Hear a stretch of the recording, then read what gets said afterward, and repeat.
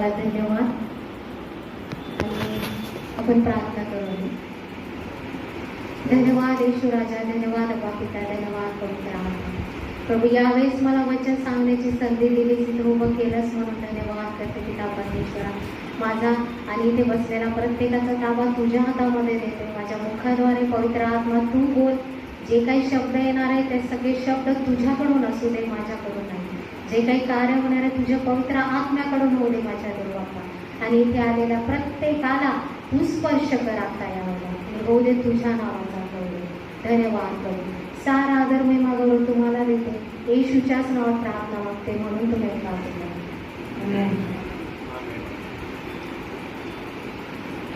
योहान 11 सगळ्यांना माहिती आहे. पण काढूया योहान 11. योहान 11 माहिती आहे काय आहे योहान 11 मध्ये?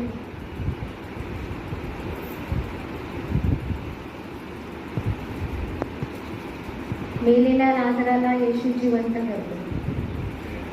माहिती सगळ्यांना? आपण तिच्यातलं 11 मधलं 33 आणि 35 वचन वाचूया. मग येशू तिला रडताना पाहून व तिच्या बरोबर आलेल्या यहुद्यांसही रडताना पाहून आत्म्याने कणला व व्याकुळ झाला. आणि 35 वचन, येशू रडला. आपल्याला योहान 11 लाजरची गोष्ट सगळ्यांना माहिती आहे. मग ह्या अध्यायातून येशू का रडला? काय असेल उत्तर? कोणी सांगू शकतं येशू का रडला? आत्म्यात का कणला? सांगू शकते? एखादी उत्तर सांगू शकता? आपल्याला सगळं माहिती की लाजर मेला म्हणून येशू रडला, हो ना? पण आपल्यासाठी आता आपल्याशी आता देव बोलणार आहे याच्यातून. आपण एक एक पॅरेग्राफ वाचूया आणि जसं पवित्र आत्मा बोलतोय तसं समजून घेऊया.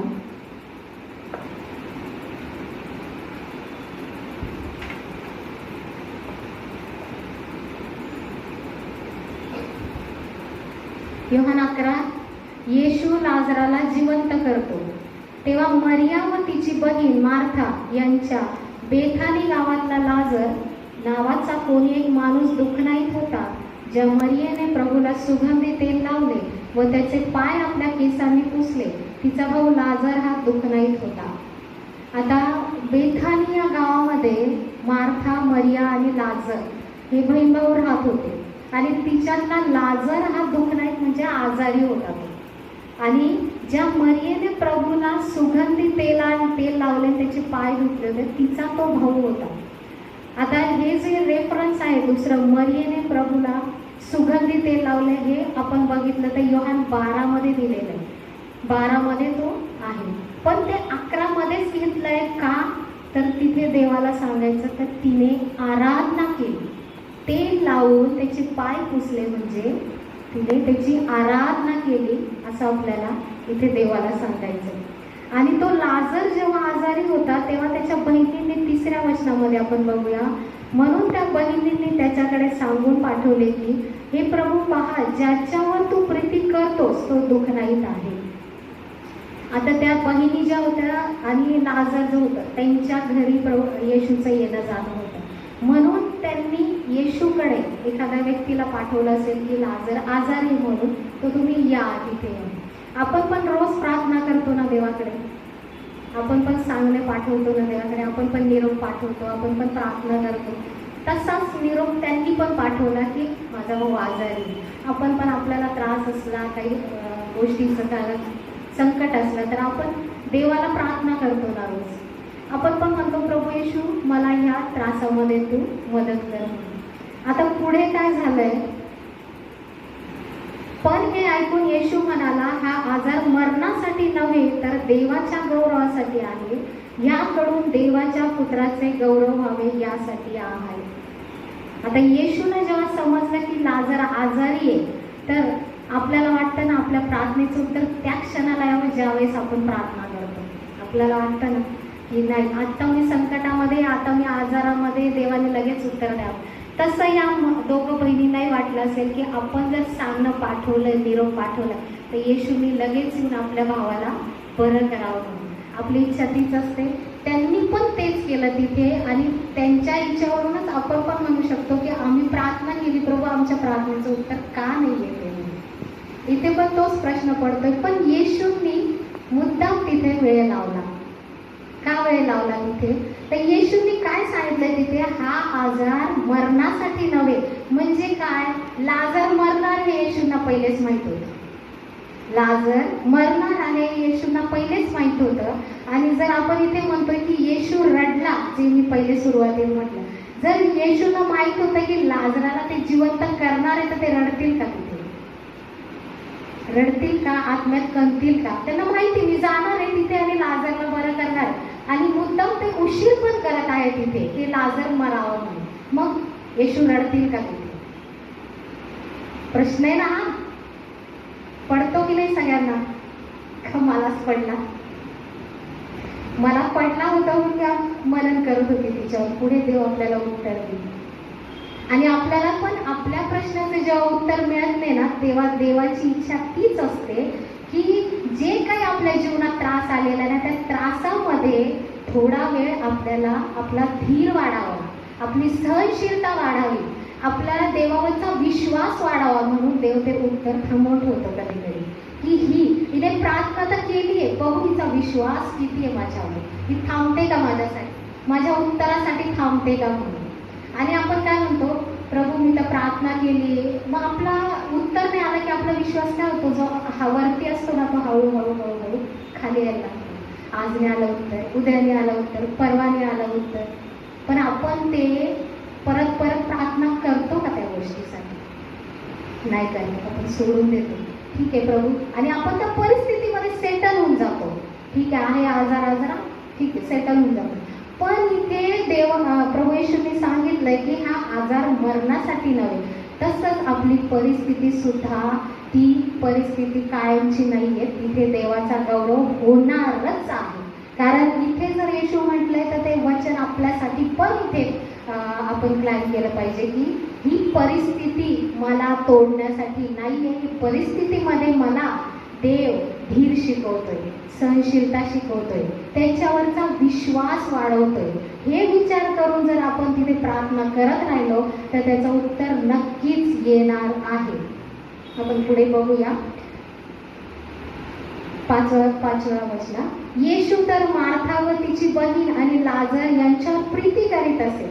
परत इथे वचन आलंय की येशू त्या तिघांवर प्रीती करीत असे. आता मला सांगा, एखादा व्यक्ती आजारी पडलाय आणि आपण त्याच्यावर प्रेम करतोय, तर आपण अजून 2 दिवस थांबू का? त्याला मरू दे, आपण नंतर जाऊ, असं करू का? आपण नाही करणार ना. आपण त्या क्षणाला जे काही काम असेल ते सोडून पळत जाऊ ना त्याच्यासाठी. पण येशू ते का थांबले? तर ते पुढे आपल्याला परमेश्वर सांगणार. येशू त्यांच्यावर प्रीती करीत असे म्हटल्यावर त्यांनी तिथेच लगेच जायला पाहिजे होतं. पण देवाला इथे काय दाखवायचंय ते आपण पुढे बघूया. पुढच्या वचनात, म्हणून तो दुःखनाईत आहे हे जेव्हा त्याने ऐकले तेव्हा तो होता त्या ठिकाणीच आणखी 2 दिवस राहिला. येशूने अजून उशीर केला. तर ह्याचं उत्तर हे आहे, जर आपण मागच्या याच्यामध्ये अध्यायामध्ये बघितलं, 10व्या किंवा 9व्या अध्याय, तर येशूंनी जे चमत्कार केले होते तर यहुदी लोक ते मानत नव्हते. यहुदी लोक येशू देवाचा पुत्र आहे हे मानत नव्हते. आणि म्हणून येशूंनी काय केलं होतं तिथे चमत्कार? आंधळ्यांना डोळे आले होते, पांगळ्यांना पाय मिळाले. 38 वर्षाचा जो पंगू मनुष्य होता त्याला पाय आले होते. चमत्कार देवाने केले होते तिथे. ते बघून सुद्धा यहुदी लोक येशूवर विश्वास ठेवत नव्हते आणि त्याला मारायला येत होते. म्हणून हे छोटे मोठे चमत्कार होते, ते बघून त्यांचा विश्वास नव्हता. म्हणून येशूंनी लाजरला मरू दिलं की अजून एक मोठा चमत्कार या यहुदी लोकांना दाखवा की त्यांनी माझ्यावर विश्वास ठेवा की मी आलो कशासाठी आहे? तारणासाठी, यांच्या तारणासाठी. पण ते विश्वासच ठेवत नव्हते. म्हणून येशूंना 2 दिवस अजून तिथे थांबावं लागलं. का? तर त्यांचा विश्वास वाढवण्यासाठी. पुढे बघूया आपण. त्यानंतर त्याने शिष्यास म्हटले, आपण पुन्हा यहुदियात जाऊ. आता ऑलरेडी तिथे त्यांना धूळमार करायला यहुदी लोक टपलेलेच होते. पण येशू काय म्हणताय, लाजर मेल्यानंतर आपण परत जाऊ तिथे. येशू म्हणताय परत जाऊ तिथे.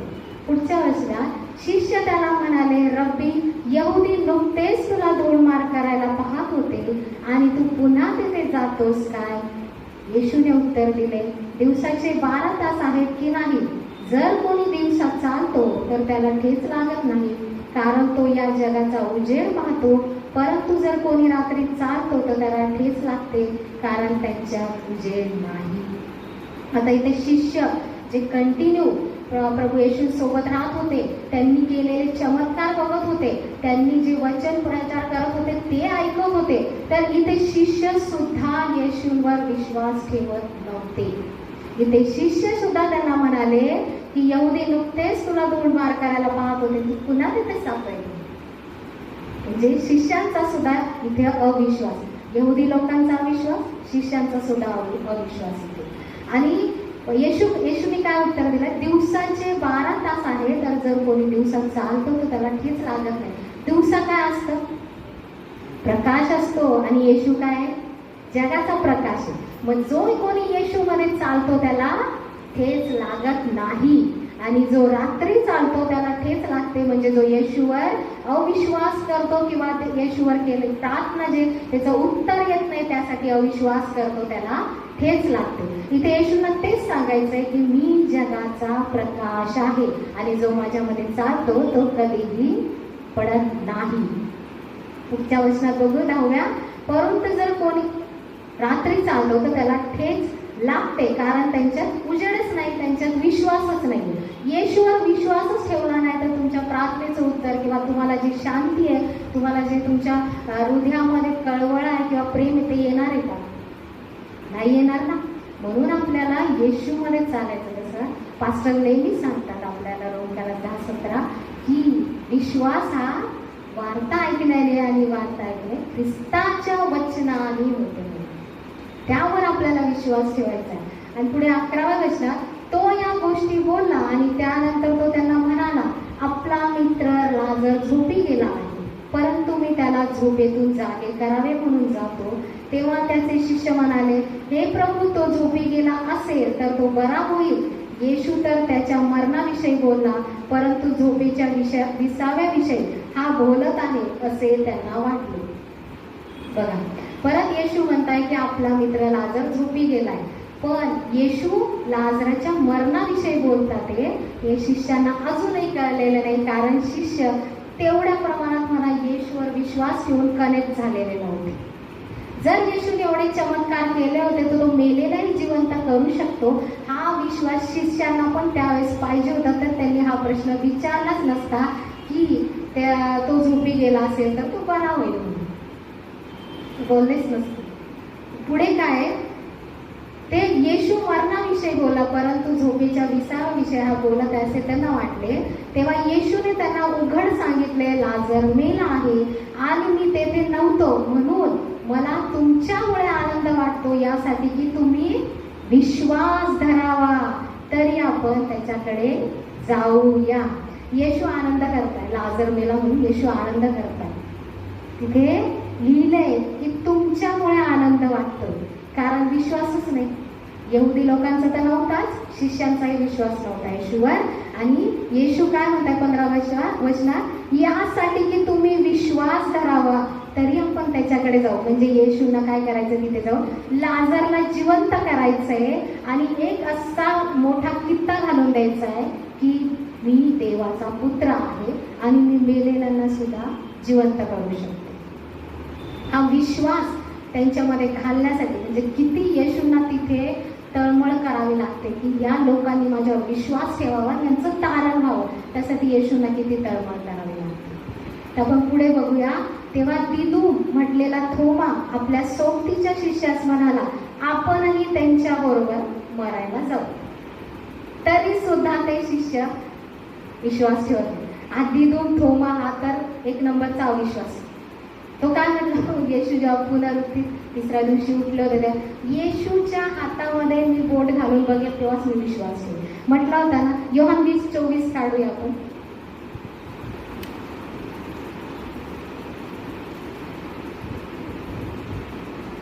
योहान 20:24.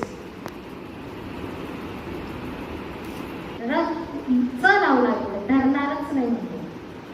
हा थोमा अविश्वास, सगळ्यात जास्त पहिला नंबरचा अविश्वास होतो. तुम्ही विश्वासच ठेवणार नाही जोपर्यंत मी येशूच्या हातामध्ये बोट घालून बघणार नाही, त्याच्या कुशीमध्ये जो भाला मारला होता तिथे हात घालून बघण्याशिवाय विश्वासच धरणार नाही. एवढं सगळं करून सुद्धा तो थोमा येशूचा शिष्य होता. येशू सोबत 24 तास राहत होता. येशू सोबत प्रार्थना करत होता. येशूचे चमत्कार बघत होता. येशूने सांगितलेलं प्रवचन ऐकत होता. तरी सुद्धा तो म्हणतो मी विश्वास ठेवून. आपल्यामध्ये पण होतं ना कधी कधी असं, तो शिष्य येशू सोबत राहत होता तरी सुद्धा अविश्वास करतोय. आपण पण म्हणतो ना माझ्या प्रार्थनेचं उत्तर येत नाही, माझी परिस्थिती का अशी. आपण पण अविश्वास करतोच ना. त्याचा आपल्यामध्ये पण येतं. आणि त्यावेळेस येशू त्यांच्या सोबत होते. आज तर येशू पवित्र आत्म्याच्या रूपात आपल्या मध्ये राहत आहे, तरी आपल्यामध्ये अविश्वास येतो ना.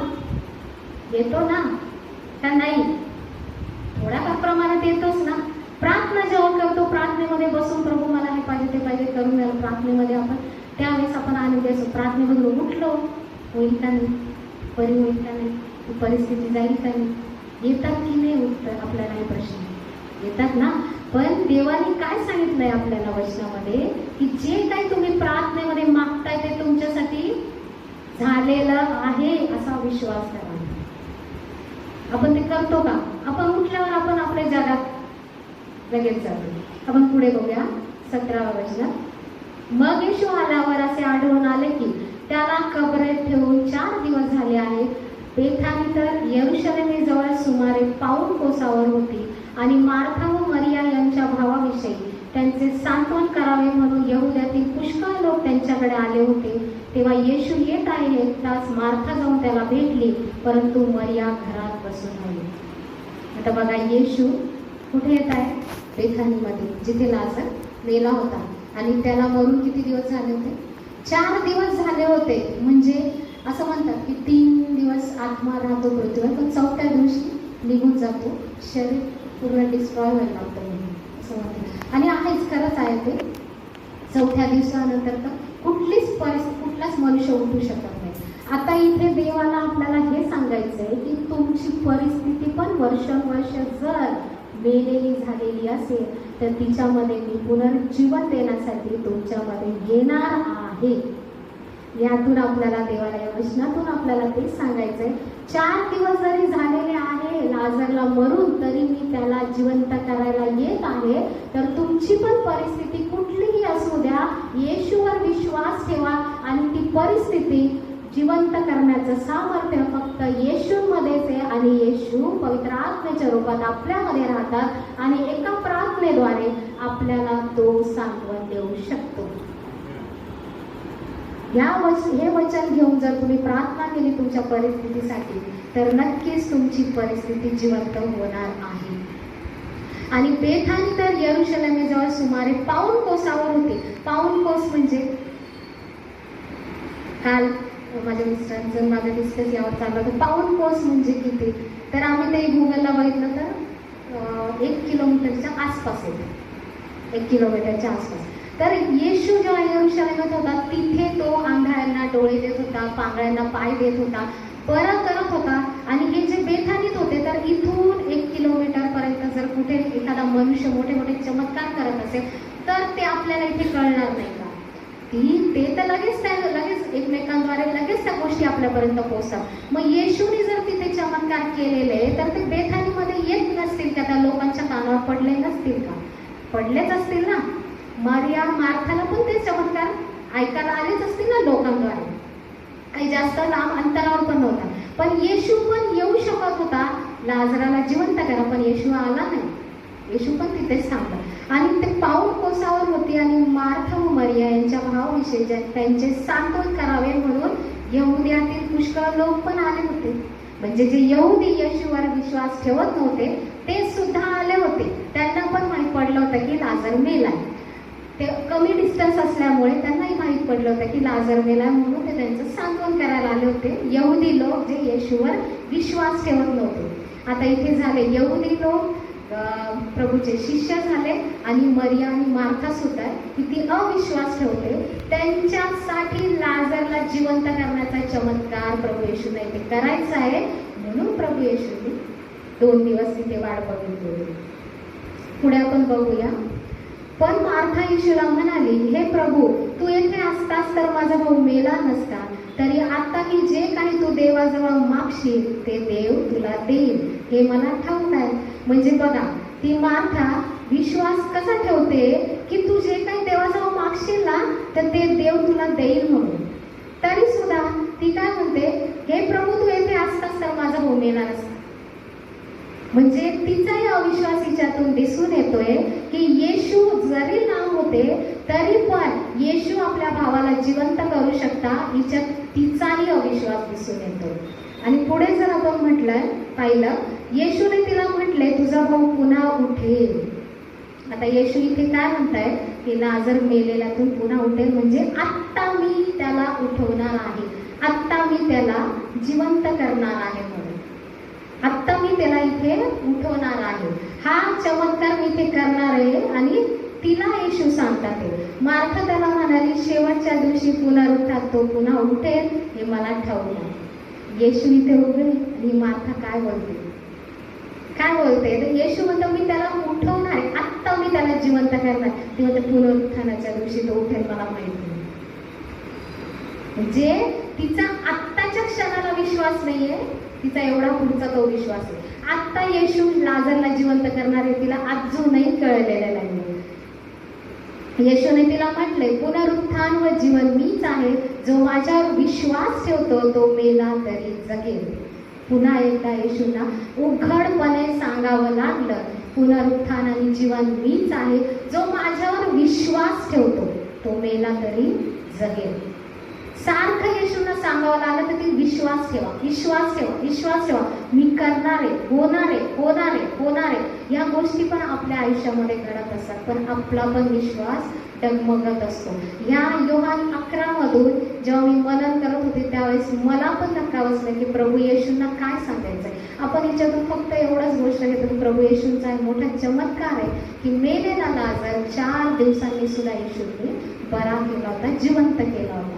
पण हिच्यातून देवाला आपल्याला सांगायचं की तुम्ही माझ्यावर विश्वास ठेवा की तुमची परिस्थिती बदलणारा परमेश्वर आहे. पुढे आपण बघूया. आणि जो कोणी जगतो आणि माझ्यावर विश्वास ठेवतो तो कधीही मरणारच नाही, याचा तुला विश्वास आहे काय? प्रश्न विचारताय प्रभू येशू, प्रश्न विचारताय. हाच प्रश्न आपल्याला सुद्धा विचारताय प्रभू येशू. आहे का आपला विश्वास? आहे का? आहे ना सगळ्यांचा विश्वास? म्हणून इथे बसले ना. मार्थाला तर जवळ उभं राहून प्रश्न विचारता. आज आपल्याला देव बायबल मधून देव प्रश्न विचारतो, आहे का विश्वास माझ्यावर? आहे ना? मग तुमची परिस्थिती बदलणार, हा विश्वास पण ठेवा. ती त्याला म्हणाली, होय प्रभू, जो जगात येणारा देवाचा पुत्र ख्रिस्त तो तूच आहेस असा मी विश्वास धरला. परत आता कबूल पण करते की तूच जगात येणारा देवाचा पुत्र ख्रिस्त तूच आहेस आणि असा मी विश्वास धरला पण आहे. आणि इथे वरती येशूला म्हणते की तू इथे असतास तर माझा भाऊ मेला नसता. म्हणजे किती तिचा विश्वासामध्ये आहे नाही, आहे नाही, आहे नाही, डगमग तिथल्या तिथे चालू. आणि पुढे आहे, आणि हे बोलण्यावर ती निघून गेली व आपली बहीण मरिया तिला एकांती बोलावून म्हणाली, गुरु इथे आहे आणि तुला बोलावतो. हे ऐकताच ती लवकर उठून त्याच्याकडे आली. येशू तर अजून गावात आला नव्हता, पण जिथे मार्था त्याला भेटली होती त्या ठिकाणीच होता. तेव्हा जे यहुदी तिच्याजवळ घरात होते व तिचे सांत्वन करीत होते ते मरिया लवकर उठून बाहेर निघून गेली असे पाहून ती कबरेकडे रडायला जाते असे समजून तिच्या मागून चालली. आता ही मार्था ती जेव्हा येशूला भेटून घरी गेली, तिची बहीण म्हणजे मरिया होती ती घरीच बसून होती आणि तिला निरोप दिला की आपले गुरु आलेले, येशू आलेले म्हणून इथे. आणि मरिया पण तिथे त्या येशूला भेटायला चालली. पण जे यहुदी येशूवर विश्वास ठेवत नव्हते, जे धूळमार करायला उठले होते, ते सुद्धा आले होते सांत्वन करायला, रडायला तिच्यासोबत. की तुझा भाऊ मेलाय, तिच्यासोबत रडत होते, ते दिलेलं आहे. तेव्हा जे यहुदी तिच्याजवळ घरात होते ते सांत्वन करीत होते. ते मरिया लवकर उठून बाहेर निघून गेली असे पाहून ती कबरेकडे रडायला जाते असे समजून तिच्या मागून चालले. म्हणजे कबरेकडे 4 दिवस झाले लाजर ठेवलेला आहे. आपण जातो का 4 दिवसांनी रडायला कबरेला? जातो आपण? नाही जात आपण. 1 दिवस झालं. पण हे 4 दिवस झाले तरी त्या कबरेकडे रडा. यहुदी लोक तिला मनात म्हणताय असं की ती चालली कबरेकडे रडायला, आपण जाऊ तिच्याकडे, तिच्यासोबत तिथे जाऊन आपण रडू, तिथे जाऊन पण रडायला चालली. म्हणजे त्यांचा विश्वास नाहीच आहे की येशू हा देवाचा पुत्र आहे. किती चमत्कार दाखवा, काही करा, देवाचा पुत्र येशू आहे ते आम्ही मानणारच नाही. हा अविश्वास हिच्यातून दिसत आहे. आणि पुढे आपण बघूया. मग जिथे येशू होता तेथे मरिया आल्यावर ती त्याला पाहून त्याच्या पाया पडली व त्याला म्हणाली, हे प्रभू, तू येथे असतास तर माझा भाऊ. आता परत मरिया पण तोच प्रश्न आहे.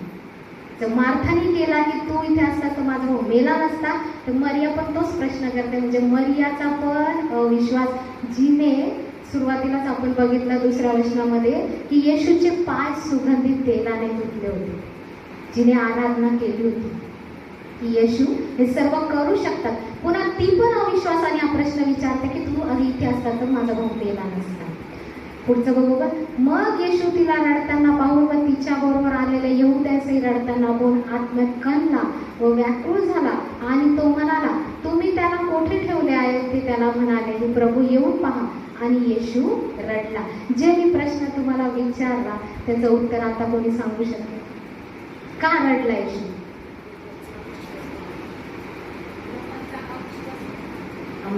लोकांचा अविश्वास. बरोबर आहे. मला पण जेव्हा मी मनन करत होती त्यावेळेस पवित्र आत्मा तेच बोलला, जर येशू लाजरला जिवंत करणारे ऑलरेडी माहीत होतं, देवाचा पुत्र आहे, त्याला तर भविष्य माहितीच असणार, आणि तो मुद्दाम उशीर पण करतोय, 2 दिवस लेट पण जातोय का? तर त्याला ते स्वतःचा देवाचा पुत्र आहे म्हणून लोकांना दाखवून त्याचा विश्वास वाढवायचा आहे. त्याच्यासाठी आपण वचनात पण बघितलं की विश्वास धरावा, विश्वास धरावा, विश्वास धरावा, हे 3-4 वचनामध्ये आहे. आणि पवित्र आत्मा मला तेच म्हणते, येशू त्या लोकांचा अविश्वास बघून आत्म्यात कणला आणि व्याकुळ झाला आणि रडला. आज स्वर्गामध्ये येशू तेच रडतच आहे. आपला पण अविश्वास आहे. आपला काय, आपण तर थोडाफार प्रमाणात करतो, परत येतो, परत आपला विश्वास, परत अविश्वास, परत विश्वास, परत अविश्वास. आपण असं स्थिर उभं राहत नाही की नाही येशूच करणार आहे, बाकी कोणीच करणार आहे. आणि हे वचन जर देवाने आपल्याला दिलेलं आहे तर हे वचन आपल्या जीवनामध्ये कार्य करणार आहे. ते असंच म्हणून लिहून दिलेलं आहे का? असंच लिहायचं म्हणून दिलेलं आहे का? एवढ्या लोकांच्या आपण साक्षी ऐकतो. आणि हे जे लिहून दिलेले की लाजर मेला, ही पण साक्ष का द्यावी लागली येशूला? का ती तळमळ करावी लागली येशूला? का आपण आपल्या विश्वासामध्ये कमी पडतो? हा प्रश्न इथे प्रभू आपल्याला विचारतात. आणि या 36व्या वचनात बघू आपण. यावरून यहुदी म्हणाले, त्याला तो किती आवडत होता पहा. पण त्यांच्यातील कित्येक म्हणाले, ज्याने आंधळांचे डोळे उघडले त्या या माणसाला हा मरू नये असे सुद्धा करता आले नसते काय? बघा, आता यहुदी परत कबूल करताय की त्याला तो किती आवडत होता. आणि त्यांच्यातील कित्येक म्हणाले, ज्याने आंधळांचे डोळे उघडले. म्हणजे चमत्कार बघितला होता यहुद्यांनी, तरी सुद्धा अविश्वास करत होते, तरी सुद्धा त्याला धूमपान करायला जात होते, तरी सुद्धा त्याला मारायला जात होते. तरी पण त्या म्हणतात काय की तो तर लाजरावर तर किती प्रीती करत होता, मग तो मरू नये असं सुद्धा यांना करता आलं नाही का? मुखाने कबूल पण करतात पण हृदयाने विश्वास ठेवत नाही. आपण पण तेच करतो, मुखाने कबूल करतो पण हृदयापासून आपण येशूवर विश्वास ठेवत नाही आणि म्हणून गोष्टी घडत नाही. म्हणून जेव्हा प्रभू म्हटलाय वचनामध्ये की तुझ्या हृदयाची, दावीद जो म्हटलाय तुझ्या हृदयाची जास्त करून तू रक्षण कर, कारण जे काही येतं ते हृदयातून येतं आणि ते हृदयातून आपल्या मुखातून निघतं आणि आपण तिथेच पडतो. म्हणून आपलं हृदय पहिले रिकामं करायचं, प्रभूच्या वचनांनी भरायचं आणि जे काय आपल्या जीवनामध्ये संकट आहे, त्रास आहे, वचन घेऊन प्रार्थना करायची. आणि वचन घेऊन जेव्हा आपण प्रार्थना करतो त्यावेळेस ती परिस्थिती आपल्या जीवनामध्ये सजीव होते. सजीव होते म्हणजे होतेच, होणारच. माझी छोटीशी साक्ष सांगते. मी जेव्हा प्रथम प्रभू येशूंना स्वीकारलं होतं त्यावेळेस माझे मिस्टर इथेच बसलेले, आम्ही नाशिकला होतो. तर जवळजवळ 1 वर्ष ते येशूंना स्वीकारत नव्हते. ते मलाही तेच म्हणत होते, तू धर्म स्वीकारला वगैरे.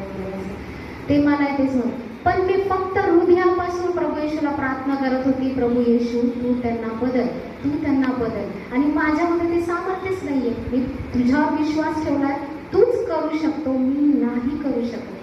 कारण आपण माणसाला नाही बदलू शकत, तो बदलणारा फक्त देवच आहे.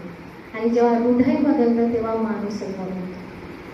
आणि 1 वर्षाने आपोआप ते मला स्वतःच एक दिवशी म्हणाले, मी सुद्धा तुझ्यासोबत चर्च राहिले. म्हणून हृदयापासून केलेली प्रार्थना आणि न्यायीजनांची प्रार्थना कार्य करण्यास प्रबळ असते. दिलंय ना प्रभूंनी, येशूने दिलंय. मग आपण पुढे बघूया. मग येशू पुन्हा आपल्या आंतरिक कणत असता कबरेकडे आला. ती तर गुहा होती आणि तिच्या तोंडावर धूळ ठेवलेली होती. येशूने म्हटले, तुम्ही ही धूळ काढा. त्या मेलेल्याची बहीण मार्था त्याला म्हणाली, हे प्रभू, आता त्याला घाण येत असेल, कारण त्याला मरून 4 दिवस झाले आहे. पुन्हा मार्था आणि मरियाचा पुन्हा अविश्वास. इथे जेव्हा ती म्हणते की जो जगात येणारा देवाचा पुत्र आहे ख्रिस्त, तो तूच आहेस असा मी विश्वास करते. परत ती म्हणते, येशू जर म्हणताय धूळ काढा, मी त्याला जिवंत करणार आहे. परत ती म्हणते, त्याला तर घाण वास येत असेल. अजूनही ती विश्वास ठेवत नाहीये की प्रभू येशू माझ्या भावाला जिवंत करणार आहे. आणि पुढे आपण बघूया. येशूने तिला म्हटले, जर तू विश्वास धरशील तर देवाचे गौरव पाशील, असे मी तुला सांगितले नाही काय? परत प्रश्न विचारले. परत प्रभू येशूंनी प्रश्न विचारला की तू विश्वास धरशील तर देवाचे गौरव पाशील. आणि जर आपण बघितलं योहान 11:4 मध्ये की येशू ऑलरेडी म्हटले होते की हा आजार मरणासाठी नव्हे तर देवाच्या गौरवासाठी आहे. आणि इथे परत त्यांना सांगावं लागतंय, परत त्यांना म्हणावं लागतंय तळमळ करून की तू विश्वास धरतील तर देवाचे गौरव पाशील, असे मी तुला सांगितले नाही काय? आपल्याला पण येशू प्रश्न विचारताय, आपण विश्वास धरला तर देवाचा गौरव बघणार. आमेन, आमेन. यावरून त्यांनी धूळ काढली. तेव्हा येशू आपले डोळे वर करून म्हणाला, हे बापा, तू माझे ऐकले, म्हणून मी तुझे उपकार मानतो. येशूने काय केली? प्रार्थना केली. जेव्हा ते कबरेवरची धूळ काढली तेव्हा येशूने फक्त डोळे वर करून म्हटले, हे बापा, तू माझे ऐकले, म्हणून मी तुझे उपकार मानतो. म्हणजे येशूने ऑलरेडी धन्यवाद केला. तिथे लाजर अजून उठला होता का? नव्हता उठला. तरी सुद्धा येशूने काय केले? उपकार मानले. धन्यवाद माझ्या परमेश्वरा, बापा, माझ्या पित्या परमेश्वरा, तुझे उपकार मानले की तू ऑलरेडी ते केलेलं आहे. आपण पण तो विश्वास ठेवायला पाहिजे की आपल्या परिस्थितीमध्ये ऑलरेडी ते कार्य झालेलं आहे, ऑलरेडी आपली परिस्थिती बदललेली आहे. आणि आपण आधीच देवाला धन्यवाद केले पाहिजे. प्रभू येशू, तुला धन्यवाद की तू माझी परिस्थिती बदलली. प्रभू येशू, तुला धन्यवाद की तू माझा आजार बरा केले. प्रभू येशू, तुला धन्यवाद की तू माझ्या परिवाराचं तारण केले. प्रभू येशू, तुला धन्यवाद करते. आणि जेव्हा आपण धन्यवादाची उपकार स्तुती करतो त्यावेळेस ती परिस्थिती आपली बदलली जाते. जर इथे प्रभू येशू उपकार स्तुती करतात ती त्याला पण आपल्याला पण केली पाहिजे. यरीहोची भिंत पडण्याआधी यहोशुआने पण तेच केलं होतं. यहोशुआने पण तेच केलं होतं. यरीहोची भिंत पडण्याआधी ते जेव्हा भिंतीभोवती गोल गोल फिरत होते तेव्हा ते उपकार स्तुती करत होते, आरोळी मारत होते, म्हणजे देवाला धन्यवाद करत होते. अजून भिंत पडलेली नव्हती, त्याच आधी त्यांनी धन्यवाद करायला सुरुवात केली. आज आपल्या जीवनातली पण जी भिंत आहे ती पडण्याआधीच आपण देवाला धन्यवाद करायला तर ती भिंत एक दिवस पडणार आहे. आणि जेव्हा आपण धन्यवादाची उपकार स्तुती करतो त्यावेळेस त्या भिंतीचे, त्या परिस्थितीचे पाय हालायला लागतात, आतमधून ती खोकली व्हायला लागते आणि ती पडणार.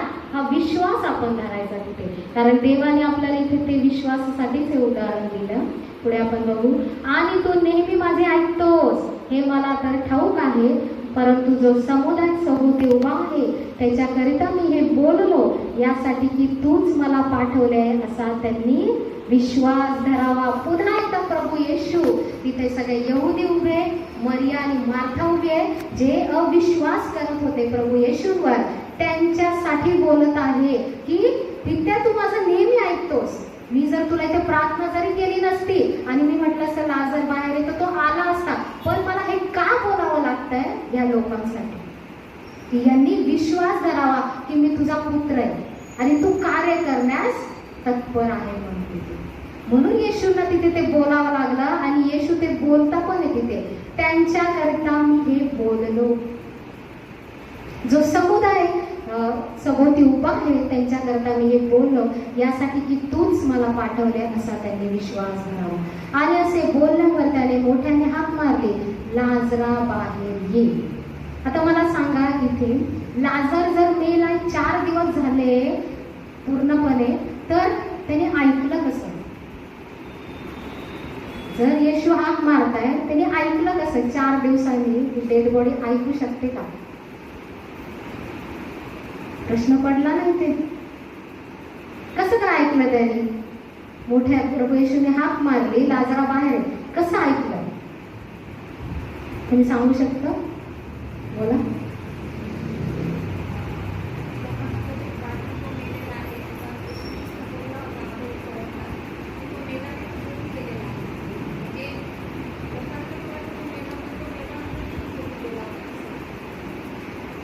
पण तो तर 4 दिवस झाले मेला आहे असं लिहिलं.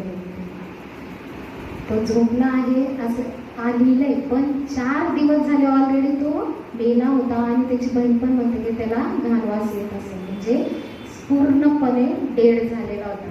तर इथे ऐकलं कसं असेल? आपण जर बघितलं योहान 14:6 मध्ये काय वचन?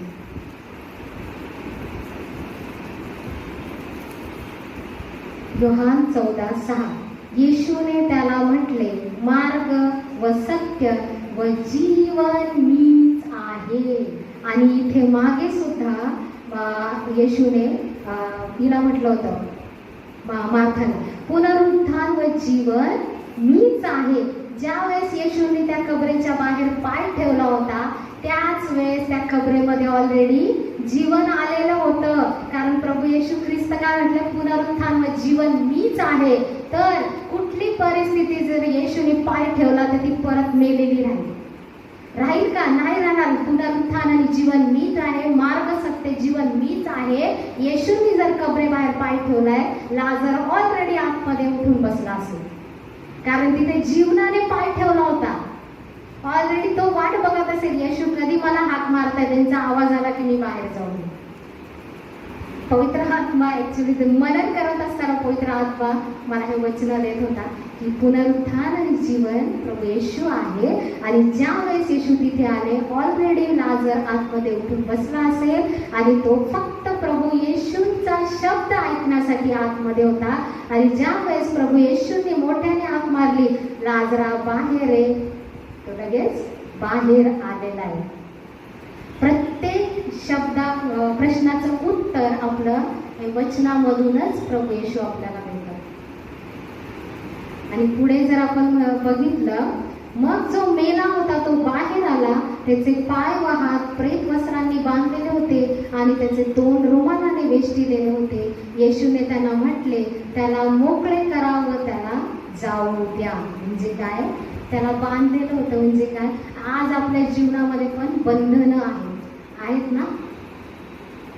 ना.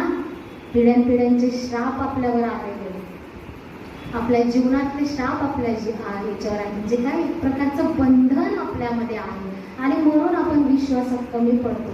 तर ते बंधन म्हणजे लाजराला बांधलेलं होतं, ते बंधन प्रभू येशूने तिथे सोडलेलं, मोकळं केलेलं.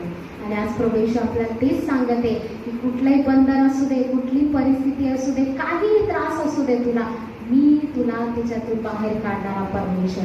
फक्त मला हाक मार आणि माझ्यावर विश्वास ठेव. आणि विश्वासाने जे कार्य होतं तिथे देवाचा गौरव होतो, म्हणजे होतो. वचन आपण घेतलेले आज योहान 11:4 की हा आजार देवाच्या मरणासाठी नव्हे तर देवाच्या गौरवासाठी. तर हे वचन घेऊन तुम्ही प्रार्थना करा. तुमच्या कुठल्याही परिस्थितीमध्ये, कुठल्याही त्रासामध्ये, कुठल्याही संकटामध्ये, कुठेही तुम्हाला काहीही नसेल त्यावेळेस मला ही परिस्थिती माझ्या संकटासाठी नाही आलेली, मला खाली पाडायसाठी नाही आलेली, तर ही परिस्थिती प्रभू येशूच्या गौरवासाठी आलेली आहे आणि प्रभू येशूचाच गौरव तिथे होणार. कारण प्रभू येशू काय आत्मा आहे आणि तो त्याचा गौरव आपल्याद्वारेच करू शकतो. म्हणून वचन जे पास्टर आपल्याला नेहमी सांगतात, हे वचनामध्ये आपण स्थिर झालं पाहिजे, वचन आपल्या हृदयामध्ये जास्त घेतलं पाहिजे. आणि प्रभू येशूंनी सुद्धा किती जे लोक होते, आजारात होते, दुखण्यात होते, याच्यामध्ये त्यांना सुद्धा शब्दांनी म्हणजे वचनांनीच बरं केलेलं आहे.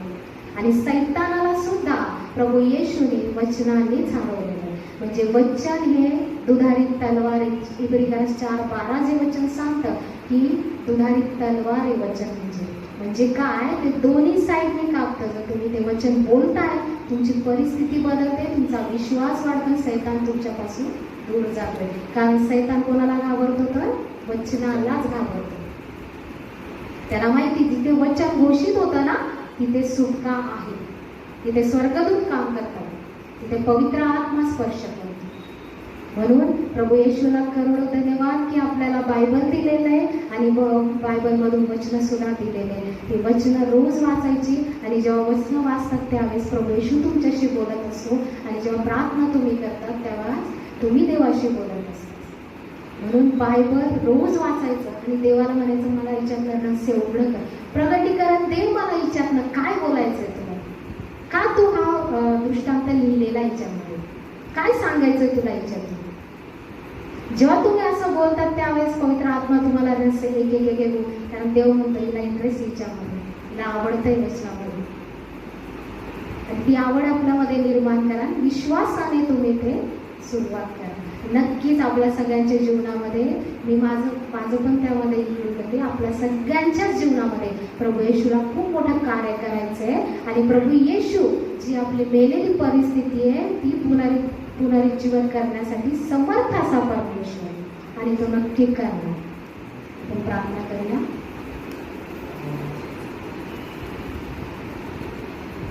धन्यवाद देव बाबा, थँक्यू जीसस. प्रभू या सुंदरशा वचनासाठी धन्यवाद करते, योहान 11साठी. आणि माझ्या देव बाप्पा पिता परमेश्वर, आज पुन्हा एकदा तू आमच्या अविश्वासाविषयी बोललास पिता परमेश्वर. प्रभू आमचा अविश्वास होतो कधी कधी आणि आम्ही तुझ्यावर पूर्णपणे विश्वास ठेवू शकत नाही, पण आमच्या अविश्वासाचा सुद्धा तूच उपाय कर माझ्या देव बाप्पा. तो अविश्वास आमच्या हृदयातून, आमच्या विचारांमधून, आमच्या शरीरामधून, आमच्या सगळ्या परिस्थितीमधून तू काढ आणि तू ते करण्यास समर्थ असा परमेश्वर. कारण तुझा विश्वास कधीही ढळला नाही माझ्या देव बाप्पा. तोच विश्वास जो तुझ्यामध्ये होता तो आमच्यामध्ये तू घाल, तेच हृदय जे तुझ्यामध्ये होतं ते आमच्यामध्ये घाल आणि त्याच कळवळ्याने आम्ही दुसऱ्यांसाठी प्रार्थना करू शकू असा अनुभव तू आमच्यावर माझ्या देव बाप्पा. आणि नक्कीच हे वचन सगळ्यांच्या हृदयात जाऊन तू संजीवन आणलंच म्हणून धन्यवाद करते. सारा आदर महिमा गौरव तुम्हाला देते आणि येशूच्याच नावात प्रार्थना मागते म्हणून तुम्हाला. आमेन.